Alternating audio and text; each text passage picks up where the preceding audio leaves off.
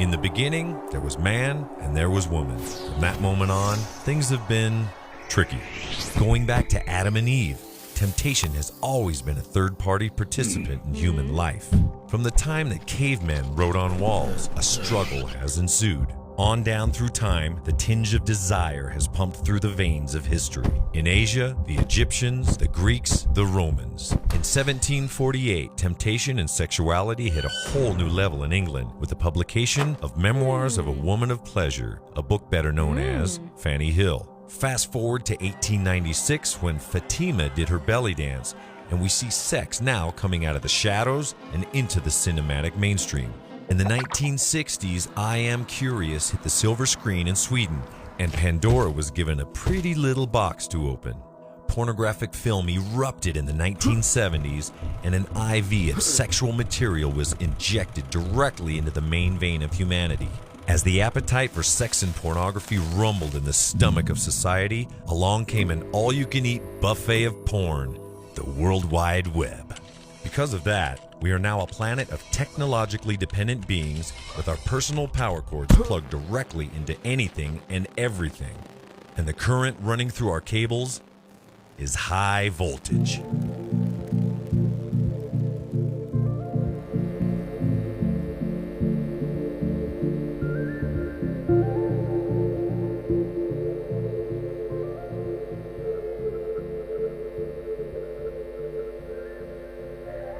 We are wired sexual beings. Sexuality is a fundamental part of our basic human drives. We're hardwired for sexuality. It's a part of our structure, cellular and DNA, is to be sexual and to have sex, and anything that activates the sexual part of us is already hitting something innate with this. It releases all these chemicals in our body that make us feel good. Why? Because that's the way we're made. Because sex is supposed to make you feel good, so you have more sex. That's the way it works. That's human, that's normal, that's healthy. We have an almond-sized area in the center of our brain, the nucleus accumbens. It's the I want it part of our brain. It focuses on what we want, and it's important because it allows us to survive. By focusing on food and on reproduction, for instance, we survive as a species, as an individual. The chemical dopamine is produced in an area called the midbrain, and there are wires that take this dopamine, this chemical, all the way to the nucleus accumbens, to a different part of the brain. It really powers the brain with desire. The midbrain dopamine factory does. We call it the ventral tegmental area. The neurochemicals that exist in the brain during sex are the neurochemicals that are supposed to be there. Whether you're masturbating to pornography or having sex with the wife that you've been married to for 30 years. Ain't no difference. A fascinating study has shown actual growth in parts of the brain that are used more and atrophy in areas that are used less. It was first noticed in a study of violin players and further explored with brain scans of medical students both before and after an intense 3-month period of studying for exams. Not only did the brain grow and shrink, but new neurological pathways were formed as well. In short, the brain is actually reshaped. That physical change that we've scanned with violin players and medical students, that is a microscopic change that happens in that we form literally new brain connections between brain cells when we learn something new, particularly for powerful reward learning, something as powerful as pornography. Here's a different analogy. Imagine your brain as a dense forest. As your brain continues to create new neurological pathways through reward learning, as Hilton states, it's as if we're wearing a new pathway in the forest by walking it again and again. Over time, almost all thoughts can begin to take that same pathway. The trail can be forged by a number of things, including sex and pornography. Obviously, you drink alcohol, you snort cocaine, you inject heroin. So these are physical agents that you take into your body. What do they do to you? What is the common mechanism that these agents that are coming into your body do? Well, they turn on your reward system in your brain. That's the common mechanism. And we see that not only with drugs, but we see that with pornography and with sexual addictions. We're not designed for alcohol, for meth, for crystal, for all these other drugs. Our bodies will respond to them pretty quickly, but not as fast as we will to something that's arousing sexually. That is the ultimate high, and it's innate and natural to us. And so we're going to very commonly seek something of a sexual nature to medicate feelings of shame and pain and guilt and remorse and sorrow and fear and loneliness. And pornography is the perfect solution for that if I'm looking for something sexual, because it's something I can do by myself. It's pretty darn cheap or free, and it's relatively consequence-free, at least in my mind, because I don't perceive in the moment an immediate consequence to it.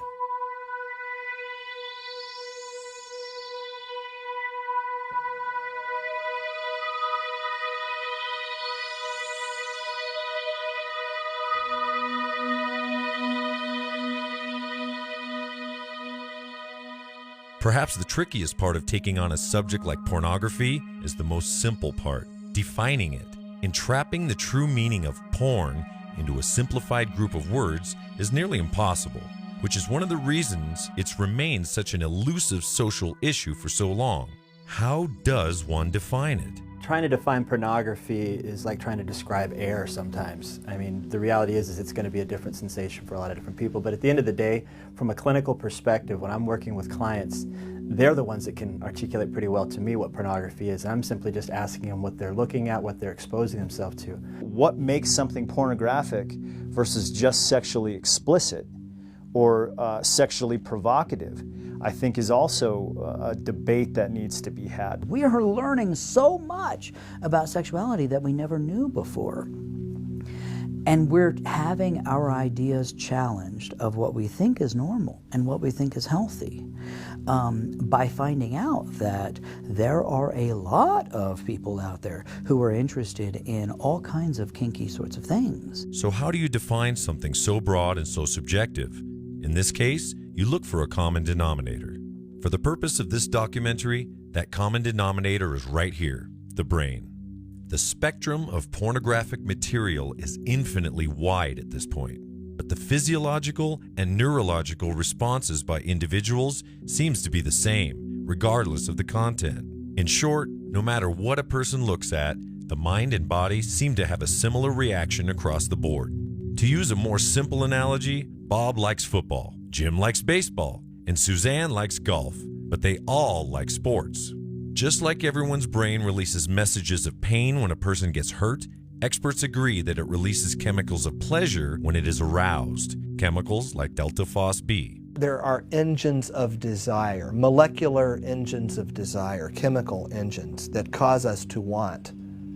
And when we see something that we've trained our brain to want, we turn those engines on. Delta phos B is a switch that turns on these engines of desire. And we know that delta phos B and other signaling cascade chemicals are very important in building these wires, these brain wires of wanting. So sex looks just like those drugs. Pornography in and of itself is designed to just expedite a sexual experience. It's meant for an instantaneous hit, just like a drug, and it gets us there faster than we're typically designed to go. And so at the end of the day, pornography, in my opinion, is simply those things that are designed to quickly get us to a sexualized state, an erotic moment. And it could be, as I said, from a visual, a verbal, it could be something written, it could be something, anything that's designed to activate those senses, separate from an interaction with somebody you're actually with.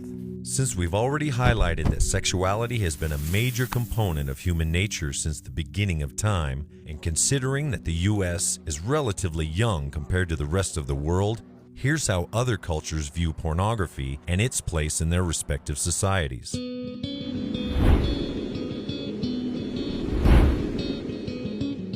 Bei mir selber, ich gebe offen zu, ich gucke mir auf jeden Fall Pornos an. Das ist aber mit dem Alter ein bisschen weniger geworden. Früher in der Jugend auf jeden Fall mehr. Ich schätze mal, das liegt an der Neugierde auch. Dass man sich so ein bisschen, dass man sich dadurch auch vielleicht ein bisschen bildet, was auch gerade auch möglicherweise ein Problem ist, weil in Pornos eben auch Sachen gezeigt werden, die nicht ganz der Realität entsprechen. Aber ich selber gucke Pornos jetzt nicht unbedingt jeden Tag, aber es kommt schon auch immer wieder vor. Und ich war immer mit vielen Jungs zusammen. Und bei Jungs ist das ein ganz großes Thema. Was ich so im Nachhinein auch ein bisschen problematisch finde, weil Jungs sich da oft auch ihre Ideale so herzaubern und sich auch selbst ein bisschen unter Druck setzen, was sie können müssen, so in Zukunft, würde ich mal sagen. Und da habe ich mir auch schon Gedanken drüber gemacht, ob das nicht ein bisschen problematisch ist, dass sich Jungs so viel dem Medium widmen und sich da hingegen so öffnen, aber dann in der Realität dann doch irgendwie... Also ich finde schon, dass es in unserer Gesellschaft viele sexuelle Botschaften und Bilder und Situationen und Werbung und vieles gibt, was also vielleicht im Entfernteren mit Porno zu tun hat. Also ich lebe auch in einer Partnerschaft und Pornografie hat für uns keine Bedeutung. Nicht mal ansatzweise. Und ich weiß nicht, wie es bei wie es bei vielen anderen Leuten ist. Also ich frage mich halt immer, wieso man diese Form nutzen muss, um mit einem Partner intim zu werden.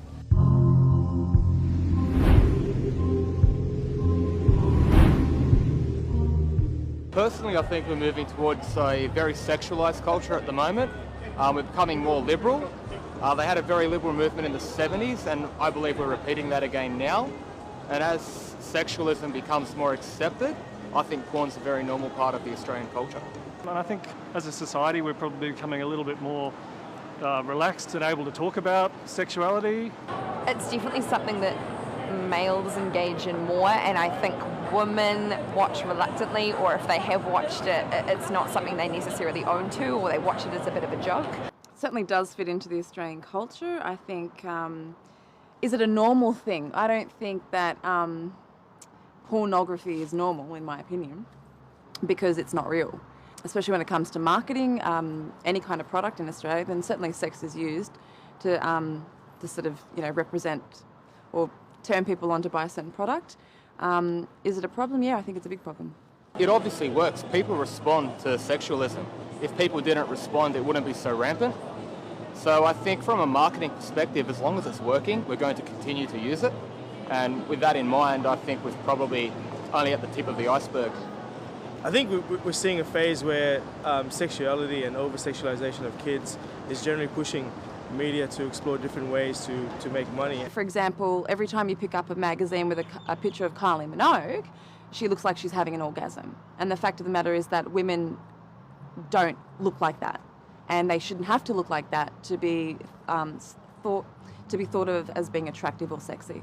It just places unrealistic expectations on individuals to, to view sex in a different way, and it also, in relationships, it makes it uncomfortable if people aren't comfortable with those type of things as well.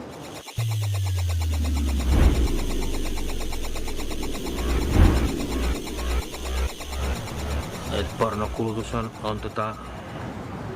suurta, arvioisin. Ja sitten tietysti pornoklubit ja seksimessut. Mutta mä arvioisin, että se on ilmiö. No mun mielestä se on huono asia, mutta tässä kulttuurissa ollaan vähän ristiriitaisia, että seksi on eräänlainen tabu, josta ei suostuta puhumaan, mutta sitten taas toisaalta sen kanssa myydään kaikkea ja siitä puhutaan ihan hirveästi. No mä en tunne silleen, että kukaan olisi mulle kertonut näin, mutta olen kuitenkin keskustellut kavereiden kanssa, että porno on kuitenkin semmoinen, joka aiheuttaa ahdistusta, että vaikka sitä katsoisi ja näin, niin sit jollain tapaa kuitenkin se ahdistaa. Se saattaa olla ilmiö, mutta siitä ei puhuta. Ja sen takia sen ilmiön laajuutta on hyvin vaikea arvioida. Ihmiset on hyvin seksuaalistettu. Mainokset on hyvin seksuaalisia, paljasta pintaa. Käytetään naista myymään tuotteita, joilla ei ole käytännössä mitään tekemistä yhtään mitenkään seksuaalisuuden kanssa.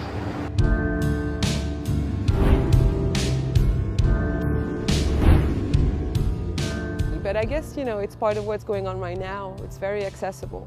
I think that as many Americans and as many French people, everybody has its addictions, I don't think there are more addicted people to sex in the USA than in France. I think in France we watch pornography and it's okay about that, but I think in the United States you can watch it but it's a little bit taboo. You know what I mean? There is a paradox between that, because United States are maybe the biggest producer in pornography in the world, but it's very, comment tu dis puritain en anglais? Puritan. But it's very Puritan at the same time. So you can watch it, but you don't say that. In France, I think it's not really something you talk about it. It's a kind of deviance. I don't think it's a natural thing. You shouldn't need it, because you should find the thing you need in your partner.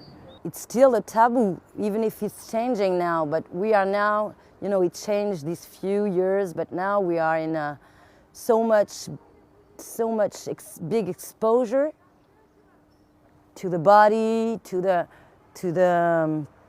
you know, whatever we sell in advertising. Pornography is like the opposite of romance. To me, it's like seeing like close-up of a big dick and a vagina and a woman go like that. I'm like, it's not romantic. To me, like, sex goes with feelings, so. I think it's a very complicated question, because it's play with all the collective subconscious and the way we boil a society, and so it is an ocean. Yes. But not everyone buys into the concept that porn abuse and porn addiction is a real issue. David Ley is a clinical psychologist who feels that pornography is a lesser element of greater issues. At first, my opinion was, well, this is just pop psychology, sort of harmless. I ended up believing, in fact, that this is pretty dangerous, that this is psychology and medicine playing a role in suppressing sexuality in our culture.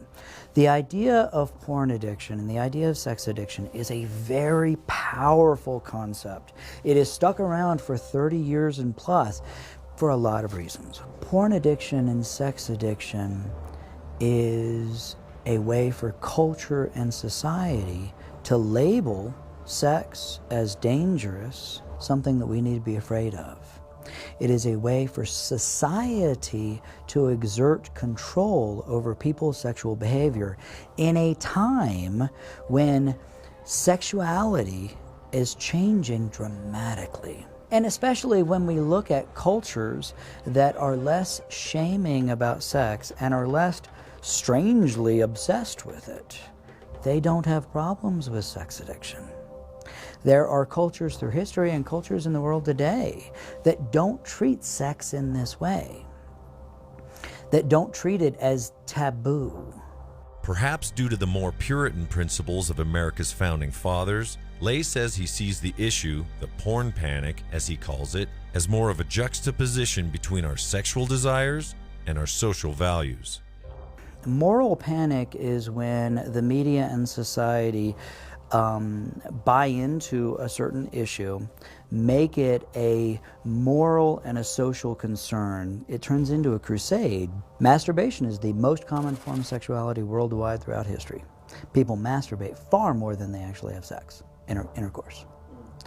Why would we distinguish masturbation from other kinds of sexuality? What's the difference? I'll tell you what the difference is. Cultural and social values. Because there is the idea in our society that the right kind of sex is intimate, emotionally committed, loving, monogamous, heterosexual sex. That is a cultural value.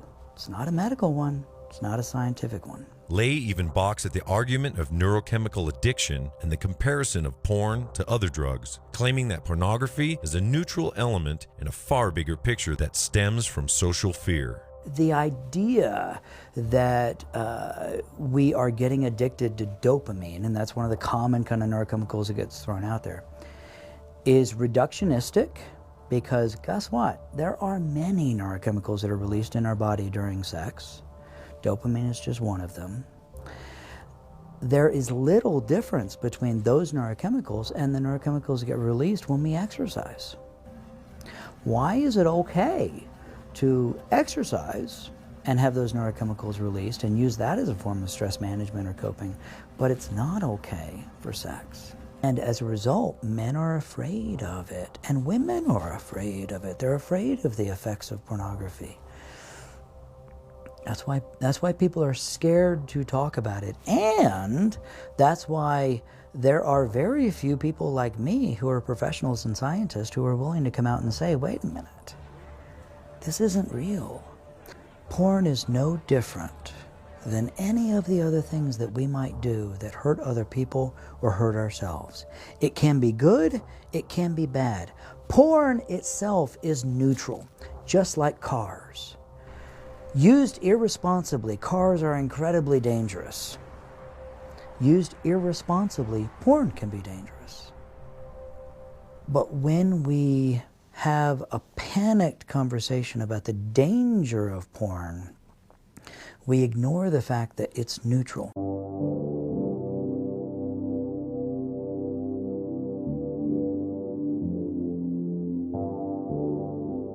It really is devastating, and when people like David Lake can try to say that it's perhaps even good for kids to broaden their, or adolescents and college-age kids to broaden their perspectives with pornography, it's ludicrous.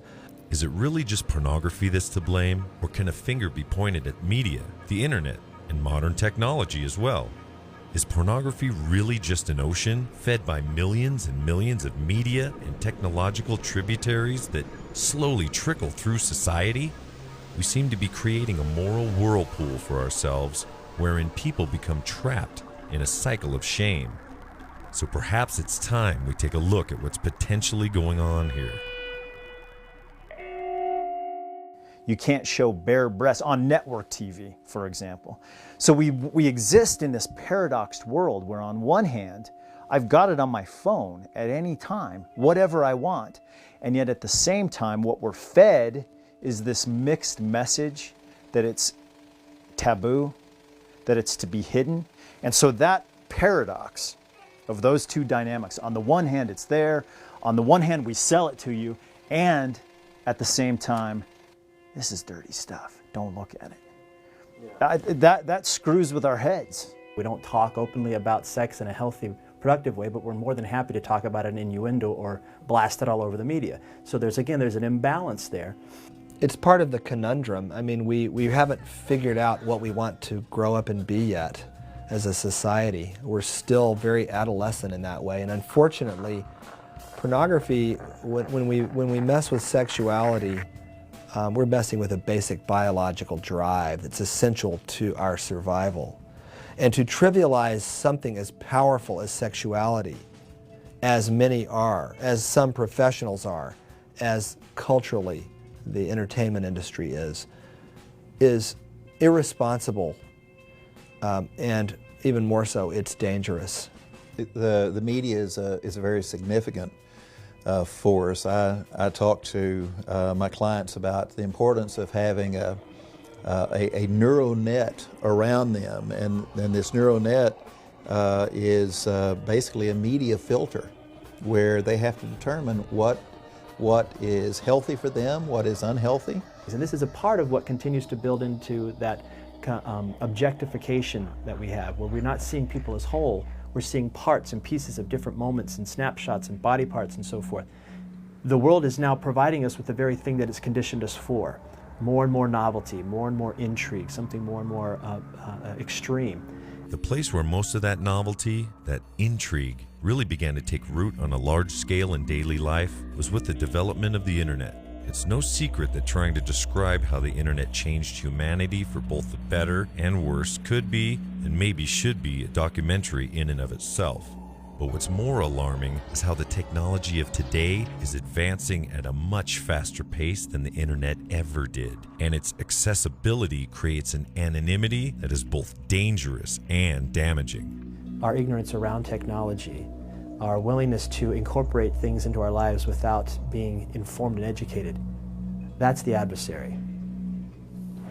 Että ylipäätään teknologia voi saada aikaan sen, että ihmisten välillä on vähemmän intiimiyttä, ja se on ehkä myös tässä pornografiassa.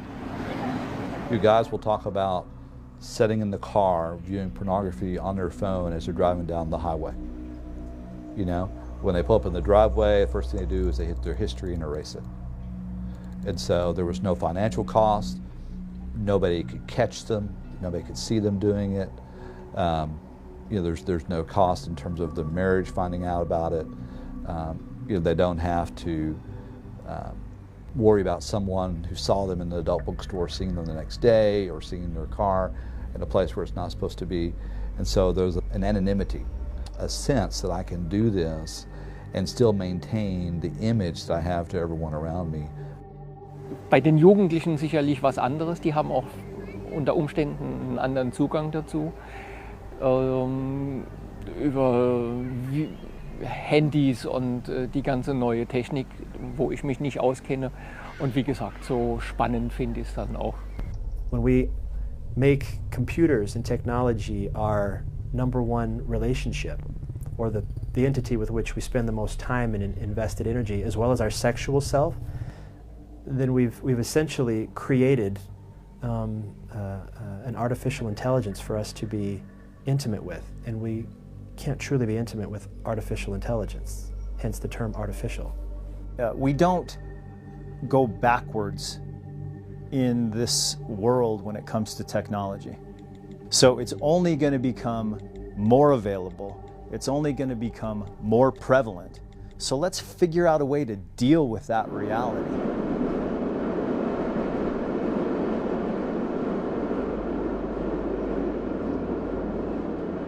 Now that the picture starts to become more clear about the accessibility of porn in modern culture, it's time to zoom out and look at the new set of dangers associated with that. Part of the hope for this film is to illustrate the obvious progression that porn and its ease of access is creating. So far, we've learned how pornography affects the brain, and we know that it's now available to just about anyone old enough to hold a smartphone. Admit it or not, our children are potentially exposed to massive amounts of pornography on a daily basis by the tap of a finger. It's very common now to hear stories of men experiencing pornography as young as 5, 6 years old. We wouldn't let people learn to shoot handguns by watching Bruce Willis movies. And if they did, we wouldn't be surprised if somebody got hurt. We shouldn't be surprised that kids are making bad choices if they're learning about sex from pornography. But that is on us. It's like you said, it's a social issue that we've got to have a conversation about. Before my generation, my parents, were talking about finding Uncle Joe's Playboy, you know, over in the corner somewhere. That's not the case anymore. Print pornography is kind of going the way of the dodo. Youth aren't really interested in that. And what they're looking at online, they're not even really interpreting as pornography. They're just looking at it as something that's like a video game or anything else that's entertaining. That in and of itself is a danger because they're not having an age-appropriate sexual experience drawn out over a natural developmental period. It's all crammed into a time when their brain isn't even designed to handle the normal, natural range of sexuality, let alone the bizarre and the extreme that the world is now offering them. It's interesting, most of these scenes, and Anna Bridges' paper, which did show that up to 90% of porn scenes do show aggression towards women, also specified in these scenes that they all show withdrawal and ejaculation on the female's body, frequently in her face. So Bill Margol, the pornography star, interestingly said that, "I believe the most violent we can get is ejaculation to the face." He said, "We want to inundate the world with orgasms to the face." So all these young adolescents you're referring to are resonating with Bill Margold. He's their new teacher.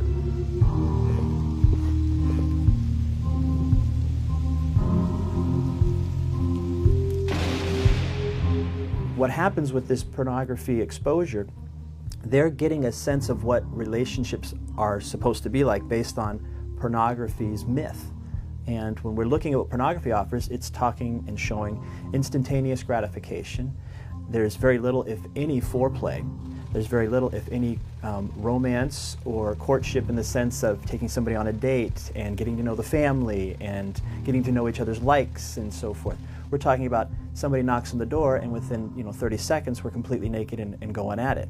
And so that's not the normed courtship patterns for humans. It never has been, and it's not something that sustains intimacy. In fact, it's It deprives intimacy. When you are a teenager, you come into sexuality, but you don't know anything about it because nobody talk about it. Nobody give any transmission about it. So you are like, what I have to do? Am I allowed to do it? Should I not do it? When is it the good time? Is it the good person? Am I ready to do it? Should kids be learning about sex from pornography? Fuck no. But if they are, why?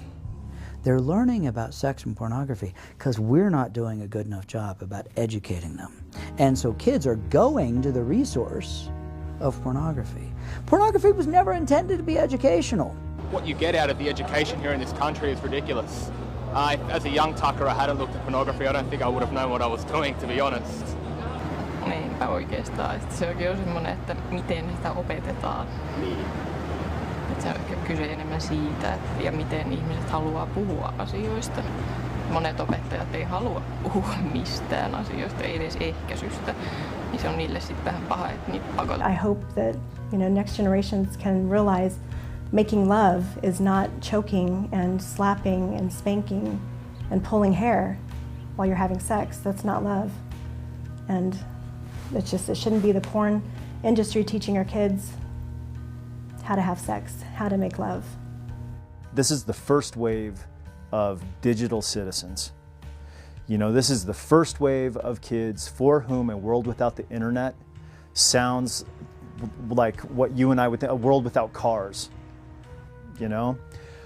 So to teach them how to be good digital citizens with respect to their respect to all their behavior, but specifically with respect to their sexual behavior. So what is the state of sexual education in public schools in the U.S., or the state of education on pornography for that matter? According to findings by the National Conference of State Legislatures, it's alarming. Only 22 states have mandates requiring public schools to teach sex education. 19 states require that if sex education is provided, it must be, quote, medically, factually, or technically accurate, citing a long list of cold clinical criteria. 3 states require parental consent before a child can receive sex education, and 35 states allow parents to opt out on behalf of their children. In researching this, it not only seems that sex education is not a high priority, it's a subject matter that both educators and parents are still fearful of approaching. It's as real as any other issue that students go on to face in their adult lives, yet you see no opt-out for math or science classes. Ironically, listed among the same statistics are the facts that 47% of high school students say they've already had sex. 1 in 4 girls will become pregnant by their 20th birthday. And teen childbearing costs American taxpayers roughly $9.4 billion annually. So it seems fair to say that considering what has been learned thus far, there's a great need to get parents and educators on the same page in understanding the importance of sexual education, including that of pornography. By and large, the kids know more than the adults at this point. So the adults, we could really learn a lot from if we start opening a dialogue, because they're going to educate us to what's really happening to them, what they're really being exposed to. And then we can give them at least a paternal or maternal or a mentor's perspective around what that might do for them, positive and negative. And thus, you see the linear nature of the issue. With technology offering high exposure to porn and a limited amount of education in public schools, young people then take the issue into their college years. Here are some students from Arizona State University. No, it's everyone's normal part of life. Literally every single person. I don't know anyone who doesn't watch it at all.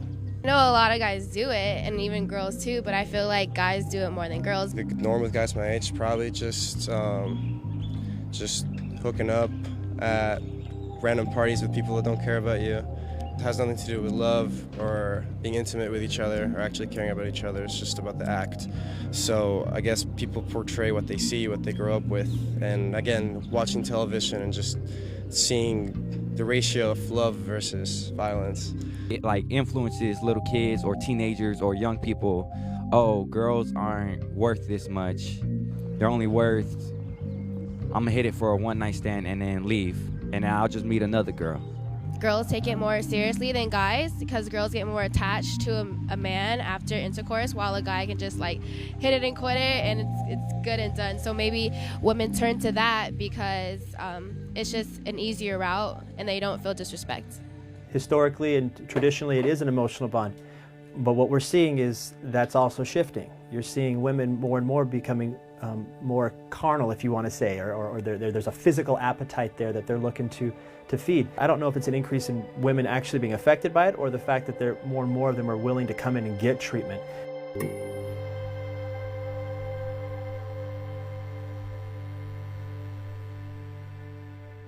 Most people, even in current day culture, would find it hard to believe that the words woman and porn addict could belong in the same sentence. The fact of the matter is that research now shows that an estimated 1 out of every 3 pornography addicts is a woman. And we're not talking about emotional pornography that you might find in a sappy romance novel, but full-on, hardcore porn. So the first time I remember pulling it up and seeing some clips, it was just this overwhelming rush. I mean, it was a rush that I had never felt before. It was like, I'm in a world right now that this is really scary, and I should not be here, but I can't step out of it. It was just, I'll just never forget. It was like a cold rush, almost like ice going through my veins. This woman, who we'll call Jane, was very open about her attachment to pornography and the deep, dark, cold waters of addiction that she fell into from the very first time she saw it.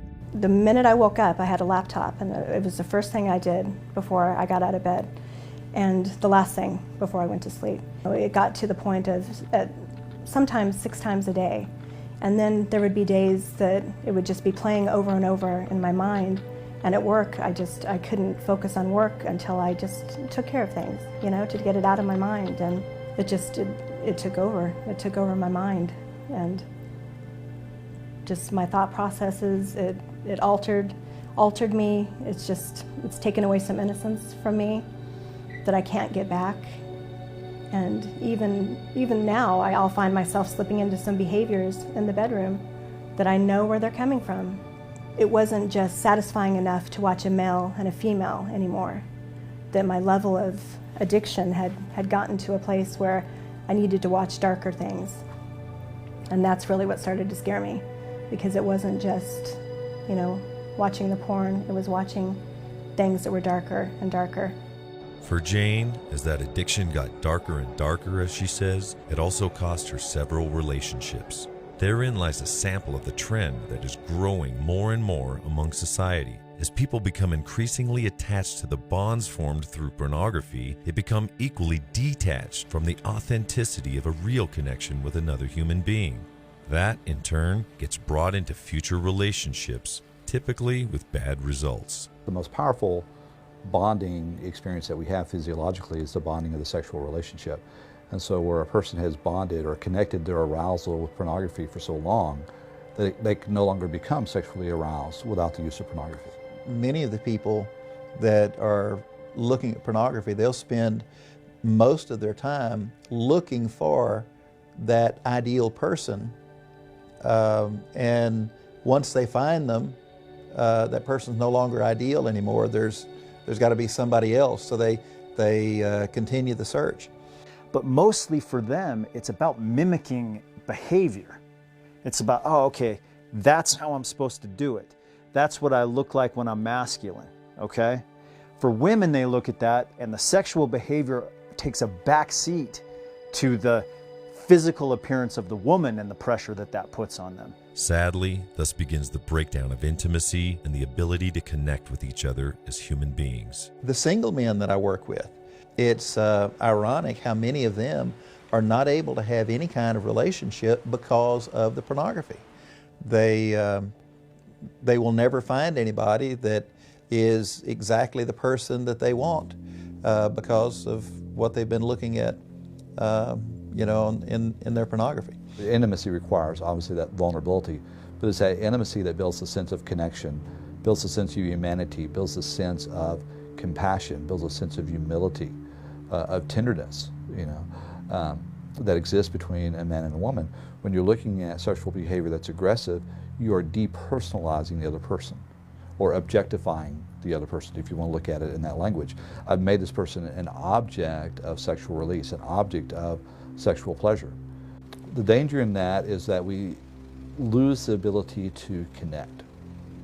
We lose the ability to truly empathize with another person. There's this self-regulation that we have individually that also impacts our relationships.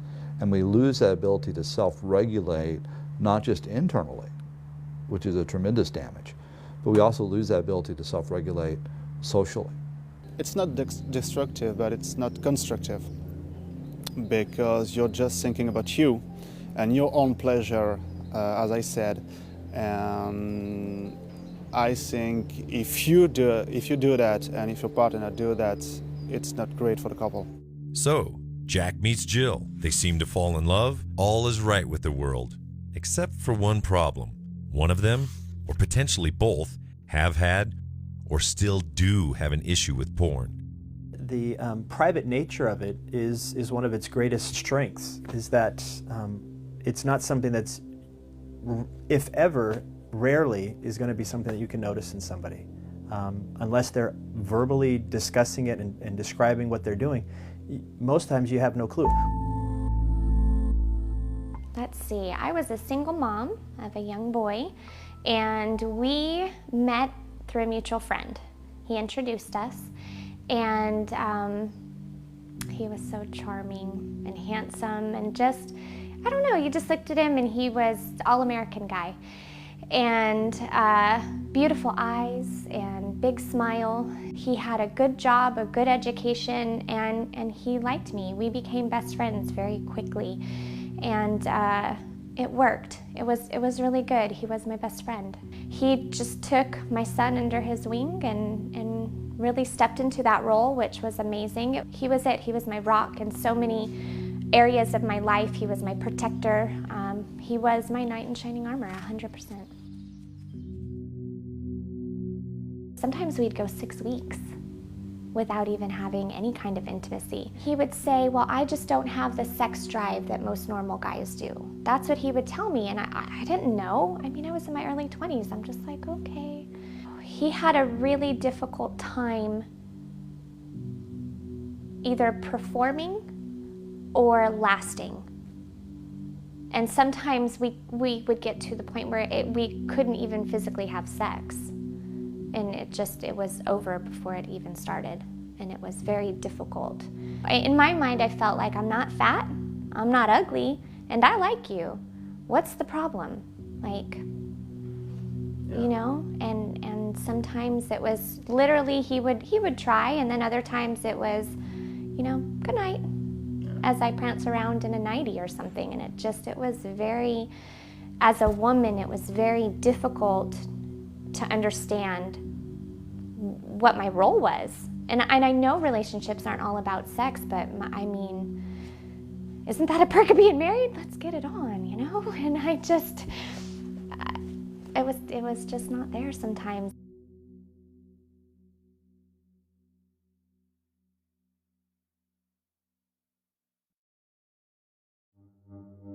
My little sister and I, she was like 11 at the time, we were on LimeWire trying to find some music, and it popped up in the history, some really just bad stuff. And my sister was like, what in the world is that? I was like, oh, don't look at that, you know? I mean, she's 11. And I flipped out, and you know, he lied about it. He blamed it on his brother, and I banned his brother from the house. I said, he's never allowed to come back here. Why would he do that in our house? And I was very hurt. I was extremely hurt, and I confronted him about it, and I said, I just don't understand. Like, you sleep next to me every night, and you don't want to have sex with me, but I'll find pictures of naked women, so you must have a sex drive, you must want to have sex or something. Like, I don't understand. Just come down the hall, you know, and lay down next to me, and we can have that relationship. And that was the first time, and it was scary to me, I guess. I didn't understand. And it's probably in college. I started college right around the birth of the internet, as when it started to get big, And you know, I found myself, I had a single room that I lived in, and found myself alone in my room more and more often. And at that point, you know, I just figured it was something everybody did, but I think I noticed I was doing it more. But at that point, I didn't realize it was a problem. I figured everybody, you know, all the college kids do this. The magnitude of it, I don't think hit me until later on when I was married. There were multiple times in my marriage where she caught me on the internet or whatever, and at that point I started saying, oh, okay, well, I'm sorry, I won't do it anymore. And that happened a couple more times. And at that point, you're just like, I thought to myself, well, I'm starting to hide, you know, I feel like I'm hiding this. It can't be right. It's a compulsion. It's like any other addiction. Like I said, when I was young, it was something that made me feel good. It was somewhere I could run to for protection, almost. It became a cure for boredom, for loneliness, for anger, for sadness, for anything. And when I've done something that long, it's just something I go back to. It absolutely made me feel like something was wrong with me. It made me feel unsexy, unlovable. I felt like there had to be something wrong with me. It all boiled down to that. There was something wrong with me. I was at the time, I think I weighed 98 pounds. You know, I couldn't be skinny enough. I couldn't be pretty enough. I think it was more for me that it was, you know, the act of intimacy and sex took a whole lot of effort. And for me, at that point, it was so much easier to look at pornography. You know, everything could be, you know, there wasn't, I didn't have to please the other person involved. Sadly, you know, it just seemed like it was easier to do that.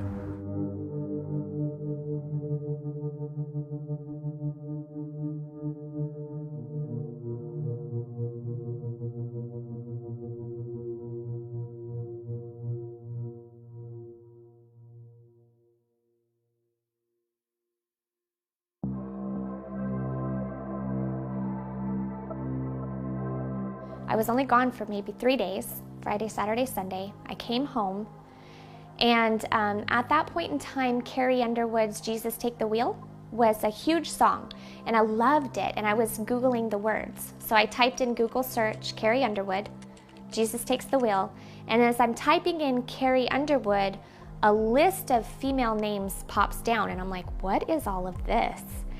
And my heart starts, you know, going, because I've been kind of down this road before, and we were in such a good place that I was like, there's no way that we're going through this right now.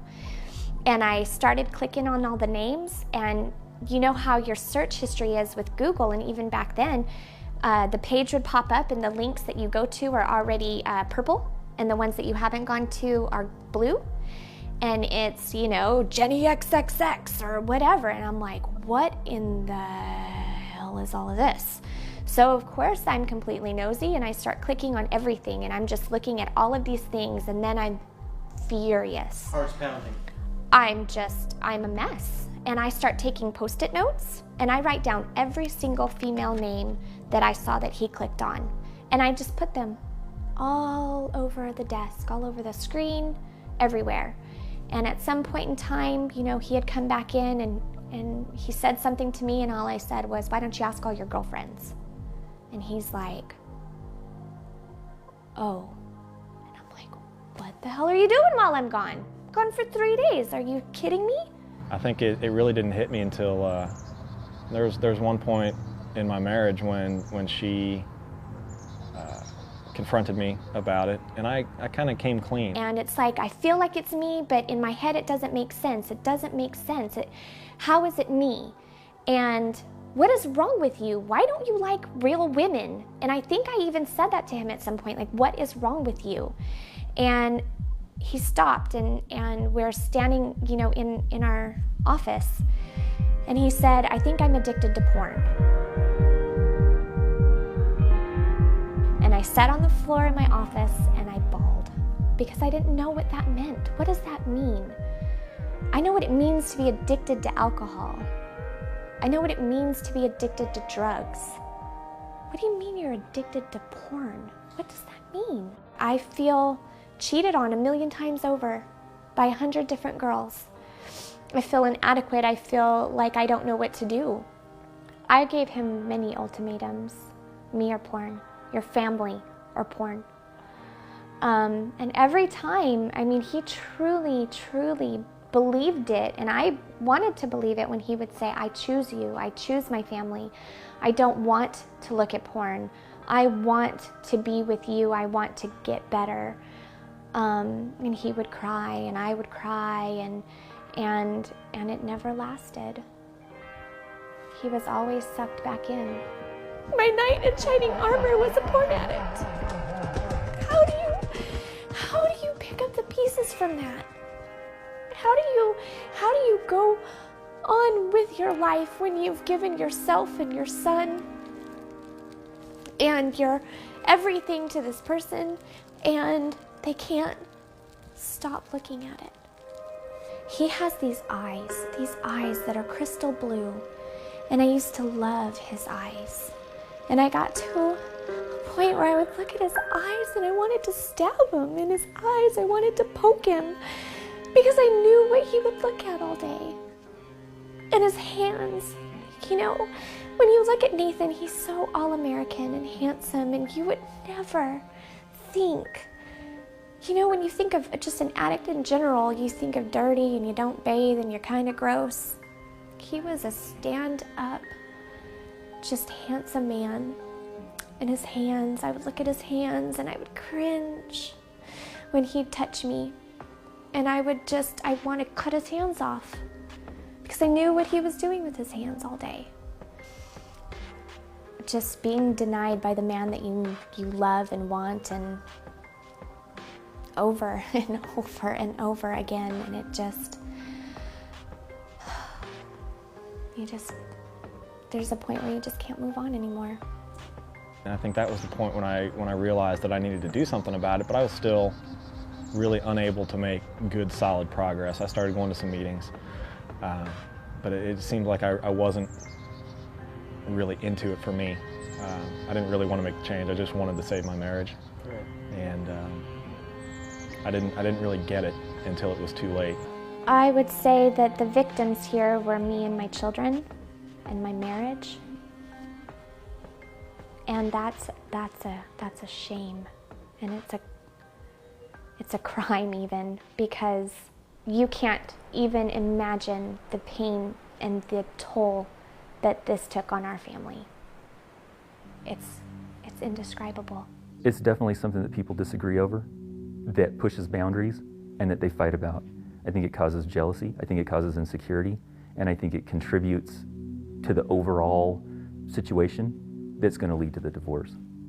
And I think it adds a sexual cheating component, even if actual cheating isn't occurring, to that mix. At least adds to the insecurity. Brad Dally is a former divorce attorney who has seen time and time again situations unfold much like that of Betsy and Nate.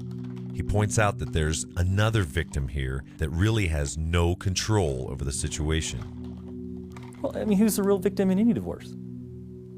If there's children, who pays? You know, I mean, the kids are always ones that lose. I think the parents lose too, but the kids always lose more. Well, maybe you believe it doesn't hurt you or other people, but if it's hurting your relationship with your spouse, it's going to have an impact on your relationship with your children as well. And if that leads to a divorce, well, you know, I hope you enjoy spending a lot less time with your kids, because that's what's going to happen. You know, and then have fun explaining why you got a divorce to people. Despite Betsy and Nate's best efforts to shield their children from the situation, it eventually found its way into their lives as well. So at the tender age of 8, I had to sit down with my son and say, this is not how you have a relationship in real life. Sex is beautiful and it's wonderful, and one day you will experience that, but not like this. This is not real. This is disgusting. People don't really do this when they have sex, not like this. How do you really make an 8-year-old understand that? As you can see, the issue has a massive ripple effect, not only taking a toll on the addict, but their partner, their friends, their family, their entire environment. So how does an active addict keep from perpetuating the issue? What does a man like Nate say to his son? I just try to tell him about my experiences, I guess, and how it's affected my life, how it's affected my marriage, how it affects my well-being. Because this is it's not like a drug where it physically affects my appearance or anything like that, but just from the outside I look like a normal guy. On the inside, half the time I'm so twisted up that, you know, sometimes it's hard just to get through a day, and that's what I fight against now. You know, I can never get that marriage back. I thank God I didn't lose my kids because of this. But it's a moral issue now, and it's something that just, you know, it's a battle for my soul almost. If I could go back and change it, I would. I know that's not possible now. Does that bother you? Yeah. I mean,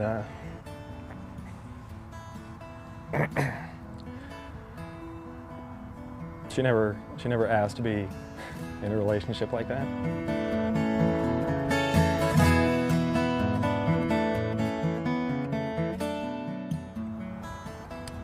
I can be happy for her now.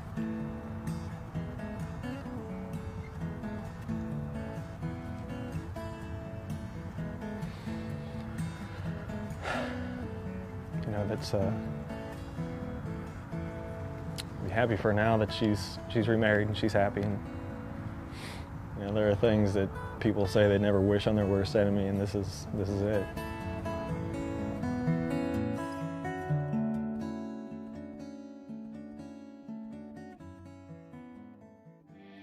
There's another issue here, a side effect to be addressed. Aside from the pain that can be felt through this synthetic infidelity, if you will, is the impact it has on a partner, more commonly the woman, when they find themselves competing with and comparing themselves to pornography. When a person finds themselves trying to outdo a world of options, sometimes the only option is to give up. What pornography does is say that the only thing that is valued is youth and beauty, and the view of beauty is basically what Hollywood has been selling, that they've got to be a certain age, certain body type, certain shape, and yeah, that's very degrading to wives to see, you know, their husband is not satisfied with her, which is the way she sees it. But when you look at women and how they're, in one of the ways they're negatively impacted by porn, all right, it has to do with the image of the women that they see on film and the quote-unquote perfection of their body, the way that the stereotypical portrayal of what beauty looks like, absent the sexual behavior. The sexual behavior for many of the women is irrelevant to what does that woman look like, and do I need to now live up to that? Because when you're with a man that you know has been watching porn, you think he's looking at you because you don't look like them, that, you know, that your body isn't great, you know, that you can't do it for him. Women just obsess and obsess about that, and you get to a point where you just almost want to give up. You know, you feel like I can never compete with that, so why even try? So a lot of my friends have those issues. They lose their self-esteem, they lose their identity, they feel less than. I think that men need to understand that not every girl is going to do what the girls in the clips do, and to put that kind of demand on a female is really unfair, you know. So I think women just need to be able to say, I'm not going to do that. I remember thinking these women are beautiful, and I am not like that. And he could have a new girl in the click of a button, and I'm just me. But I love you, and I don't understand why I'm not good enough. I am a real woman with stretch marks and a saggy butt.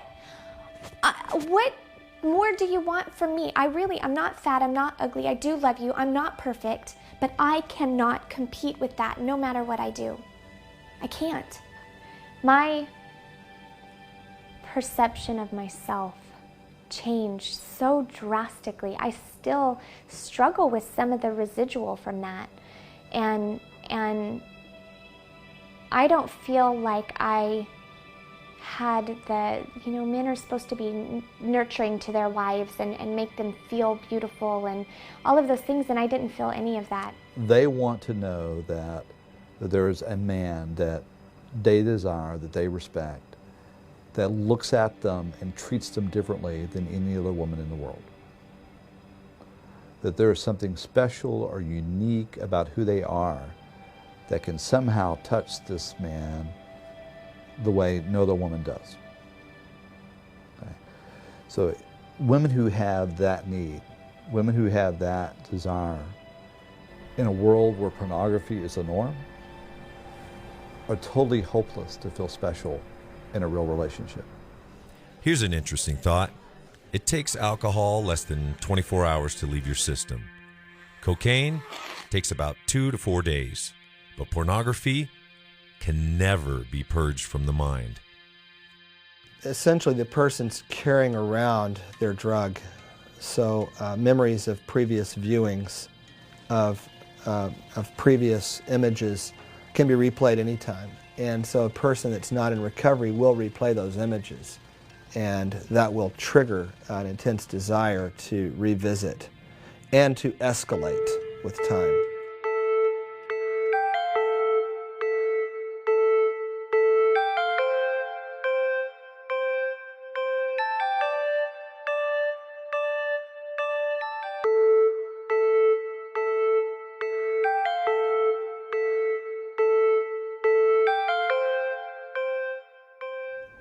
Just what is it that keeps drawing people into the deep chasm of porn and holding them there? Many experts, and those that are stuck in the throes of addiction, have a simple term for that psychological process that holds so many captive: the shame cycle.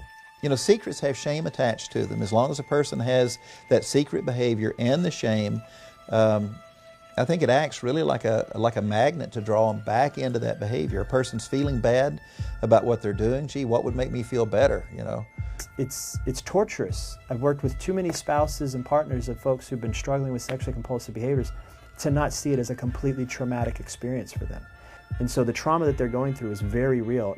And when we go into a trauma state, what do people tend to do in their trauma? They don't tend to reach out. They tend to close in. They go back and revert to whatever it was historically that they used in the past to take care of themselves. It's exactly how it works. Once I would, go all the way, so to speak, and look at porn and masturbate and get what I was after, I would feel terrible. I would feel awful about it. And at that point, that shame just kept building up inside of me and building up to the point where I was looking to not feel ashamed of myself anymore. And what would I do? Go back to the only way that I knew how to make myself feel better. It's both a consequence and a precursor. It's a byproduct of what I've been doing is the shame, and it leads me back into it. And then by doing it, it builds up the shame. And we call it the shame cycle, we call it the addictive cycle. It just keeps playing itself back out. It's a self-defeating cycle, a self-defeating process. And it's the one thing I can go to alleviate the pain that I feel as a result of doing it. It's insidious. One of the biggest costs that's there is in the struggle with my own sense of identity. I maintain to the people around me that I am this one particular person. In my way of viewing myself, I see myself much less of a person than what I portray to those around me. Every time I participate in behavior that I deem to be wrong, that I believe to be something that people who are important to me would disapprove of, that behavior, the gap between who I see that I am and who I portray to other people becomes larger. And the larger that gap, the more my sense that I'm a poser, an imposter, the more my sense that I am a fraud, the more of a sense that if people knew me, they would reject me. And so the walls and the barriers to intimacy become higher and stronger and thicker. So it really is a shame cycle, and it continues over. If anybody found out, that I struggle with this? How do I come clean with this?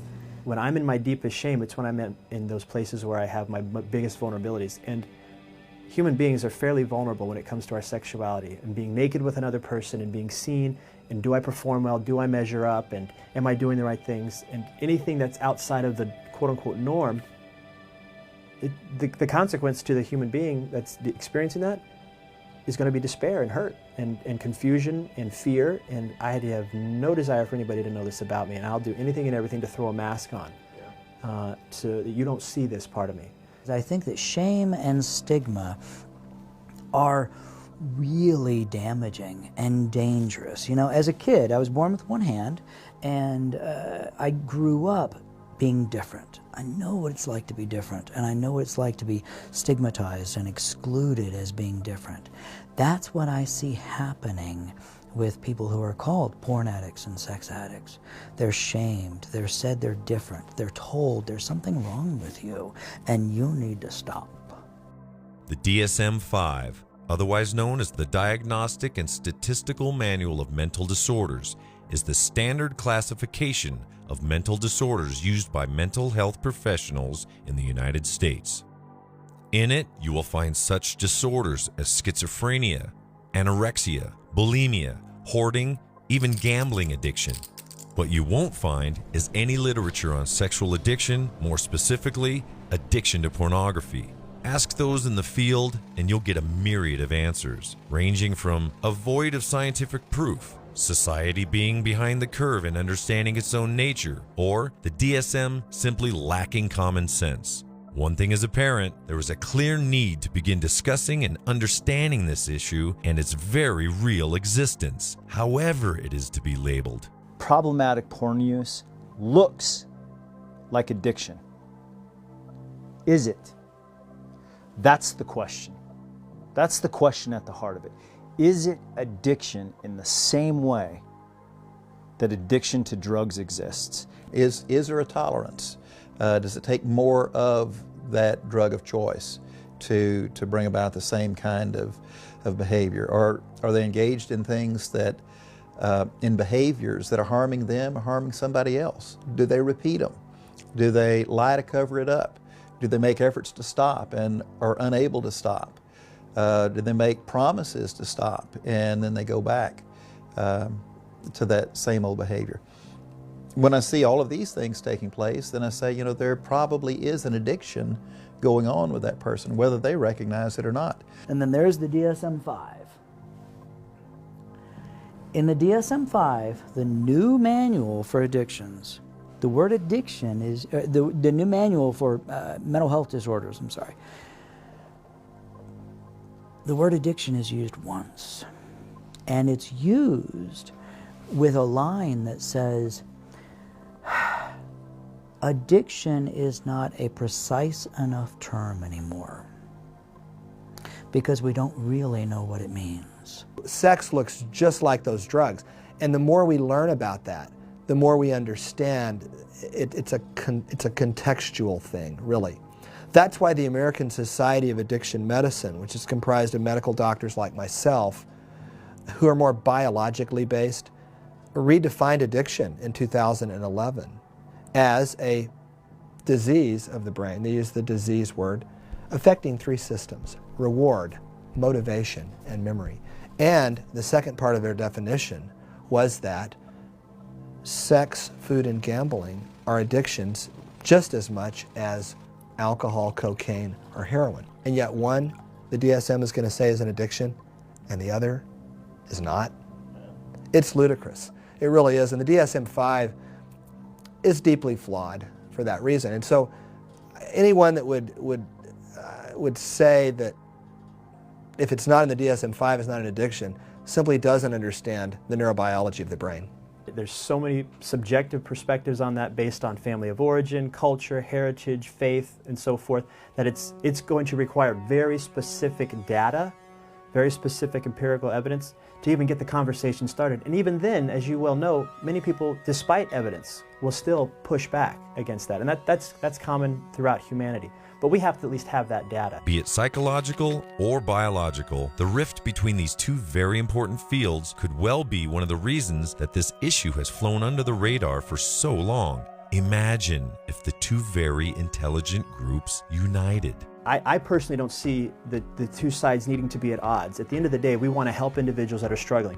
You say it's this, we say it's that. At the end of the day, we want the same outcome. We want them to have mental health, we want them to have emotional health, we want them to have relational health, we want them to have success and stability and a sense of well-being within themselves. And I think there's multiple ways to get to that, and I don't see us needing to be as diametrically opposed as many times we're being pitted against each other. Speaking of biology versus psychology, is it fair to ask if this is an issue of neurochemical dependency versus moral deficiency?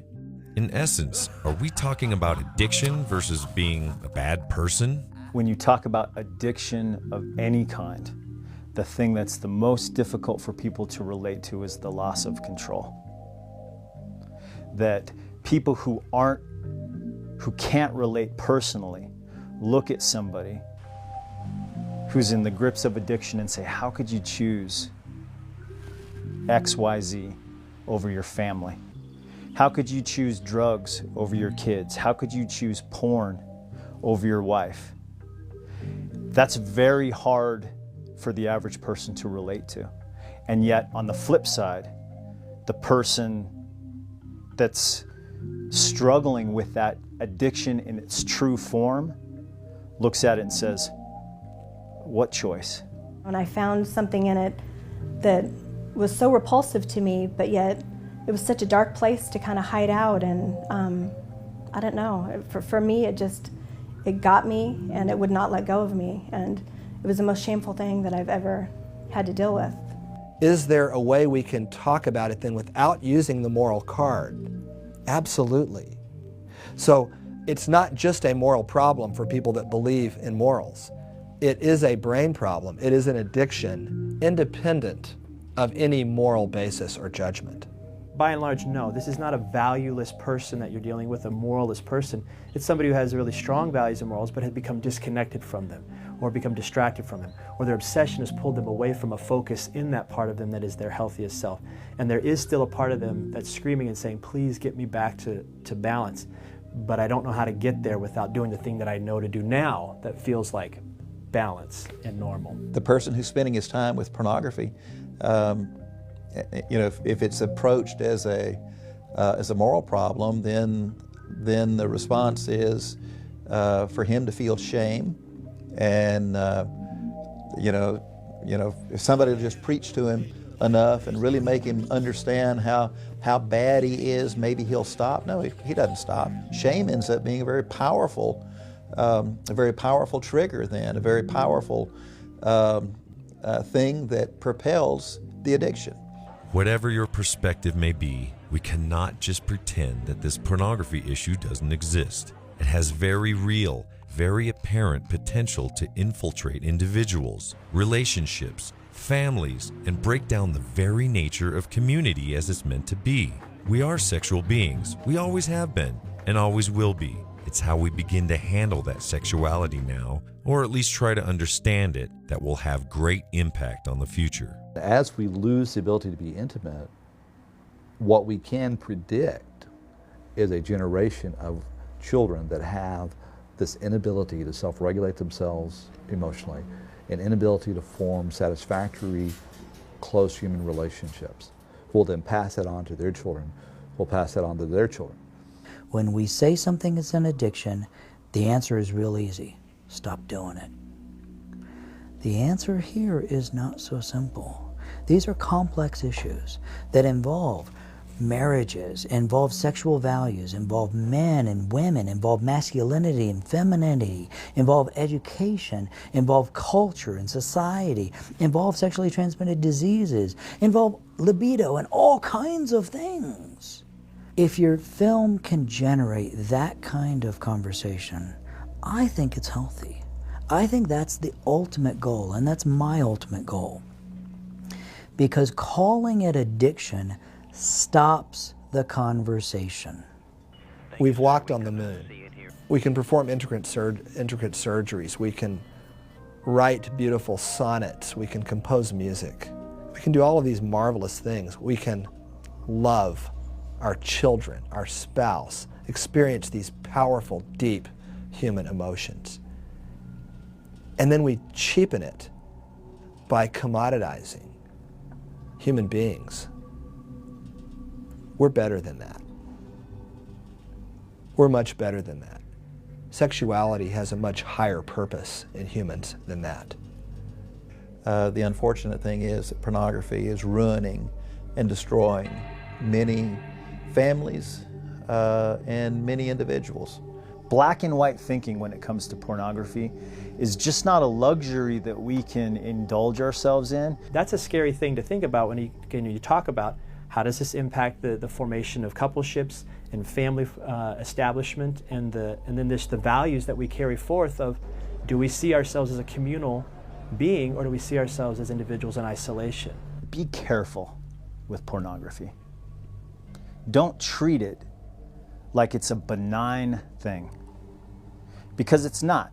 And when people perceive an actual partner in real life as bad porn, then we've really taken a real critical shift for the worse, in my opinion. The idea of porn addiction and sex addiction is about a moral conflict within the person and within society. I think it is really important that we help people have that conversation. And that is precisely the sole purpose of this film, to initiate conversation. It is not to indict, to accuse, or to demonize. It is to shine a light into a darkness that looms over us as a human race. Some may contend that pornography is a neutral element that is harmless unless used irresponsibly. To the contrary, as we've shown, it is shackling our children to a powerful, preconceived notion of false intimacy. It is teaching them a lie. It is belittling spouses, emasculating men, and destroying the beautiful essence of women. It can no longer be the erotic elephant in the room that we hide behind the closed doors of our homes and offices. It can no longer be the educator of our youth. Is it the fear of social disgrace that keeps us from permitting each other to be free of its bondage? Like it or not, admit it or not, it is here and it is harmful. It's time to talk about it openly and honestly in all facets of society. There is great power among people when they learn that they're not alone in a struggle. There is conversely great power in the shame that keeps people down. And shame should not win.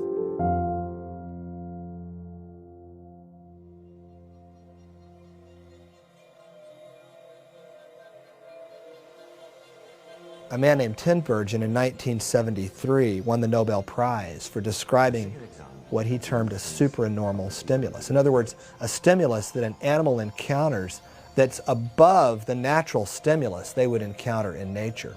He took butterflies, and it was a species where the male would find the female based on the color and size of her wings. And so he painted cardboard female butterfly wings that were bigger and brighter than natural female butterflies. And lo and behold, the males would ignore the female butterflies. I think humans are following a similar path with regard to mating with celluloid and mating with electrons on a screen. Just like the butterflies tried to mate with these artificial cardboard butterflies.